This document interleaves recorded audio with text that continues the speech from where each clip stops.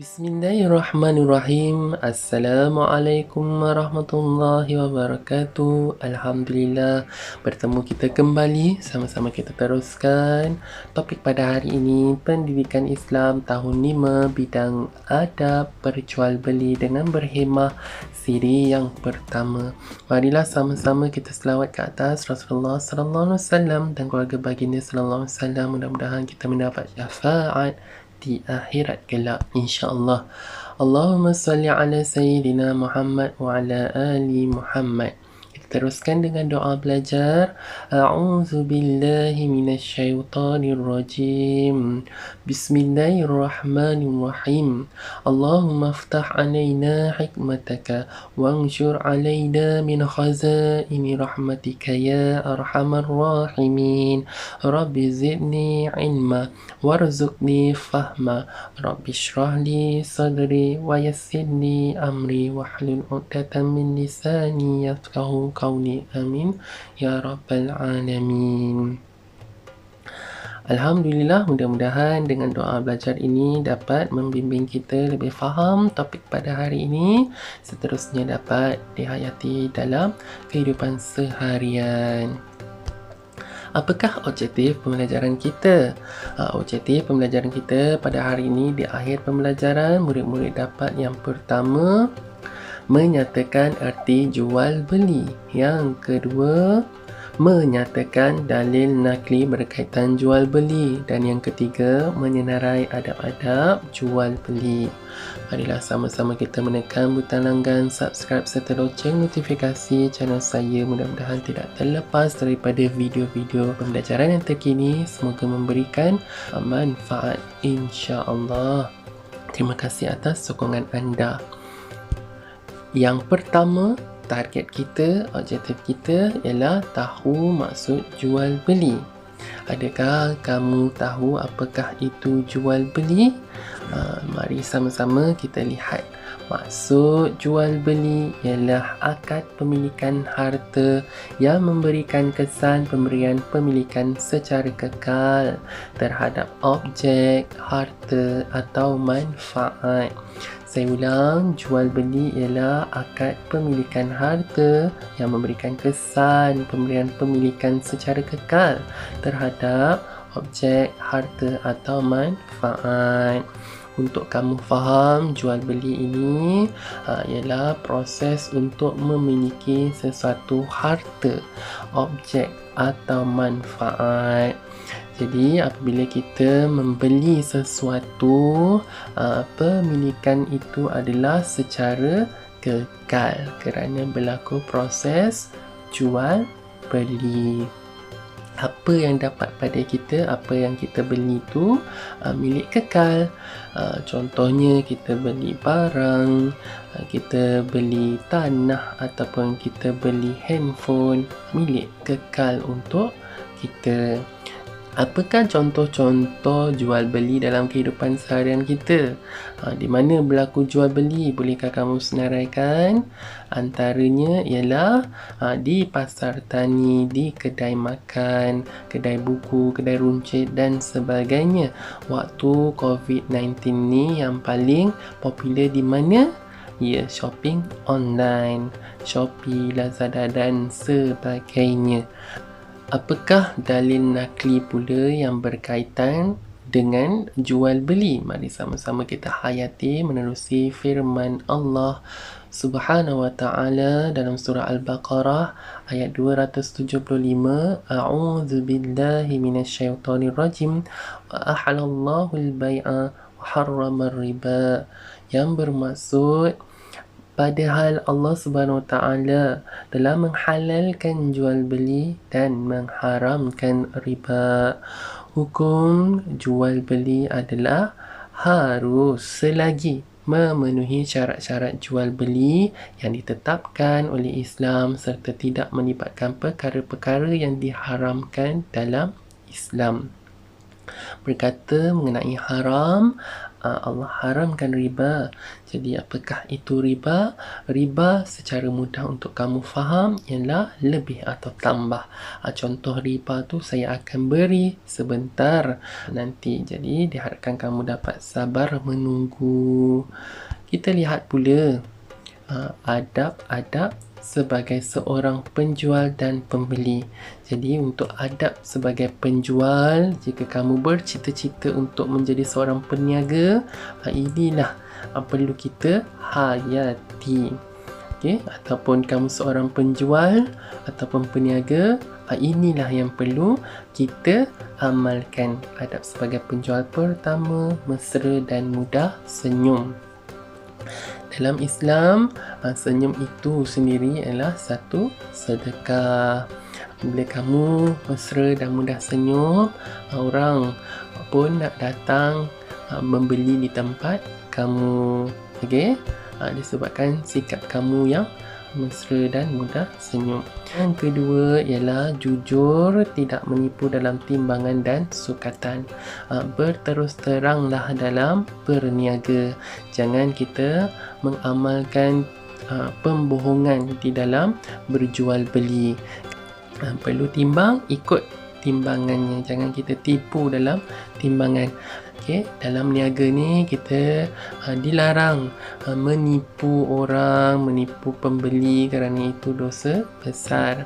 Contohnya dalam timbangan, pembeli nak beli kentang dekat kita 1 kilo, tapi kita jual kentang tu tak ikut sukatannya, tak sampai pun 1 kilo. Okay, jadi di situ telah pun berlaku tipu dalam timbangan sebab tak ikut apa kehendak pengguna kita, pembeli kita. Nak 1 kilo kita bagi 800 gram, tapi kita jual dengan harga 1 kilo. Tipulah tu. Jadi perlu dielakkan. Yang ketiga ialah menjual barang yang halal berkualiti. Nak tahu barang tu halal ke tidak, di Malaysia ni dah mudah, ada cop halal. Pastikan juga berkualiti, janganlah jual barang yang dah lapuk, lama. Okay? Itu tidak dibenarkan dalam Islam. Mesti jaga kualiti. Dan yang paling penting sekali, tidak menjual barang yang haram. Apakah contoh-contoh barang yang haram? Arak, dadah, ataupun sesuatu yang mengandungi unsur daripada membabi. Baiklah, yang keempat ialah mengucapkan terima kasih sebagai seorang peniaga. Jangan lupa apabila kita telah pun menjual barang, ucapkanlah terima kasih. Okey, tanda syukur apabila orang mengucapkan terima kasih. Seterusnya ada adab sebagai penjual. Yang kelima ialah sabar dan bertolak ansur dengan pelanggan.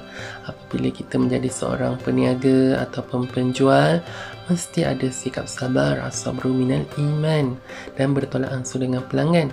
Orang yang panas baran tidak bolehlah meniaga, nanti pelanggan lari. Jadi kita lihat pula yang keenam, tidak memonopoli barang untuk dijual dengan harga yang tinggi. Contohnya sorok minyak masak. Okay, padahal ada orang nak beli ni, kita sorok, tak nak jual. Kenapa? Kita nak jual dengan harga yang tinggi. Kita tahu orang nak pakai, kita sorok dulu. Jadi minyak masak tu kita dapat untung yang lebih tinggi. Itu dilarang dalam Islam. Sorok-sorok barang ni kemudian kita jual, itu telah pun mengandungi unsur monopoli barang tersebut. Tidak dibenarkan di dalam Islam. Yang ketujuh ialah ambil untung sekadarnya. Janganlah kita melampau-lampau dalam mengambil untung. Yang ke-8, elakkan riba. Seperti yang saya beri tahu tadi, riba ini adalah lebih tambah. Apakah contoh riba? Ni, apakah gambar yang saya tunjukkan ini? Barang kemas. Contohnya kita nak beli barang kemas, tapi kita nak bayar secara ansuran. Okey, ini adalah riba. Kerana apabila kita ingin membeli emas, emas ini dikategorikan sebagai barang ribawi. Makna kata apabila kita beli emas, kita dah bayar, barang tu segera kita dapat. Ataupun kita dapat barang tu, kita dilarang untuk bayar secara ansuran. Itu adalah riba. Kamu baru tahu kan? Tak ada masalah. Jadi macam mana kita nak elakkan riba dalam beli emas ini? Caranya yang paling mudah, kumpullah duit dahulu. Bila dah cukup, barulah kita beli. Okey?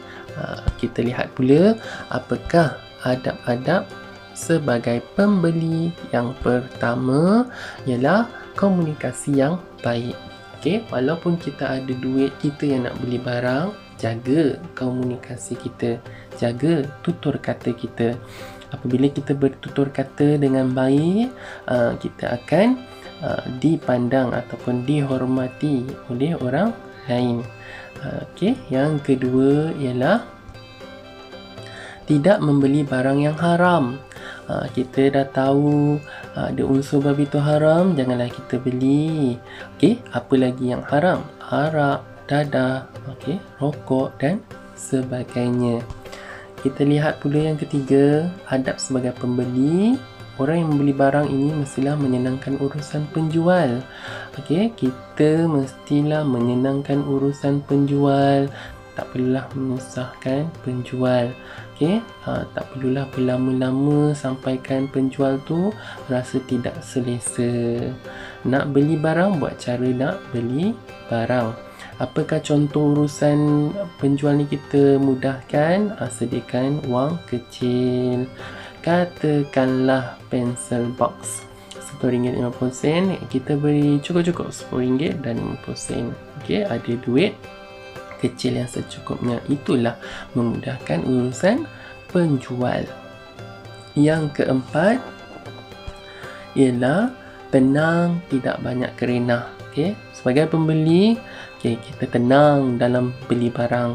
Okey, jarang kita nampak orang beli barang secara tenang apabila ada diskaun dan sebagainya. Jadi paling penting juga tidak banyak kerenah. Okey, janganlah menyusahkan orang yang menjual. Cerewet bagus, tapi janganlah banyak sangat kerenah. Okey, kita persoalkan banyak benda lah, padahal akhirnya kita tak pun beli. Takkah itu banyak kerenah? Jadi janganlah kita amalkan. Seterusnya, adab-adab sebagai pembeli ialah sabar menunggu giliran. Dalam membeli barang ada ramai orang, ikutlah giliran. Jangan kita motong giliran waktu kita membeli barang. Okey, dilarang, dapat dosa pula tu. Nombor 6, berterima kasih selepas jual beli.